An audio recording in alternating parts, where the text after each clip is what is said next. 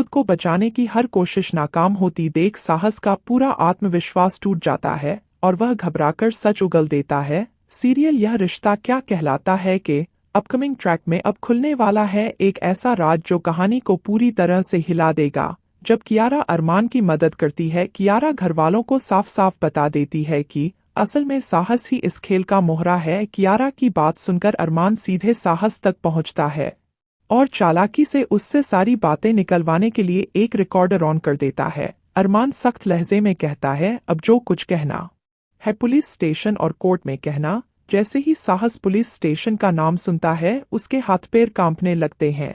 डरते डरते वह कहता है, मेरी कोई गलती नहीं है, मुझे तो बस पैसे दिए गए थे, मैं मजबूरी में यह सब कर रहा था। अरमान और कड़ा हो जाता है और पूछता है, तो बता अंशुमन और अभीरा की टेबल तक यह इल्लीगल सब्सटेंस कैसे पहुंचा? अगर सच नहीं बताया तो तुझे ऐसी सजा दिलाऊंगा कि तू जिंदगी भर जेल में सड़ता रहेगा।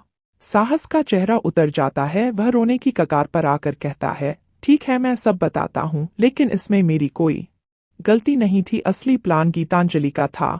इसी बीच अचानक साहस के फोन पर गीतांजलि का कॉल आता है। अरमान तेजी से मोबाइल स्पीकर ऑन कर देता है, उधर से गीतांजलि की आवाज आती है, साहस कियारा पकड़ी गई है, जितनी जल्दी हो सके शहर छोड़ दो वरना सब बर्बाद हो जाएगा। यह सुनकर अरमान के होश उड़ जाते हैं। अब साफ हो चुका है कि असल खेल की मास्टरमाइंड गीतांजलि ही है। इसके बाद साहस सबके सामने सच उगल देता है। वह कहता है, असल में उस दिन जब मैं सब्सटेंस लेकर जा रहा था, गीतांजलि ने मुझे रोक लिया।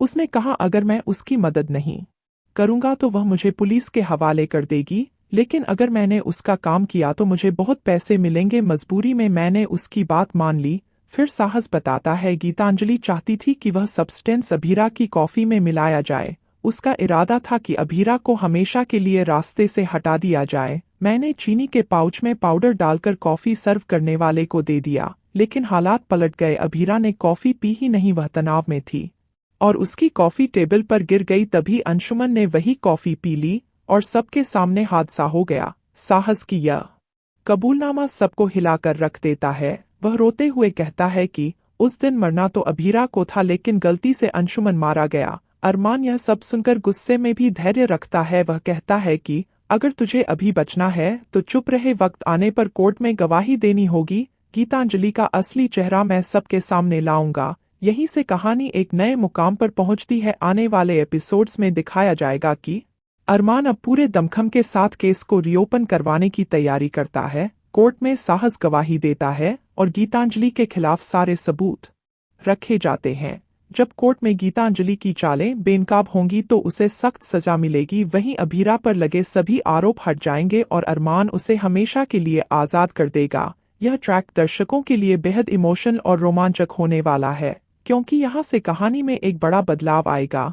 गीतांजलि का चैप्टर खत्म होगा और अरमान अभीरा की जिंदगी में एक नई शुरुआत होगी। दोस्तों, यह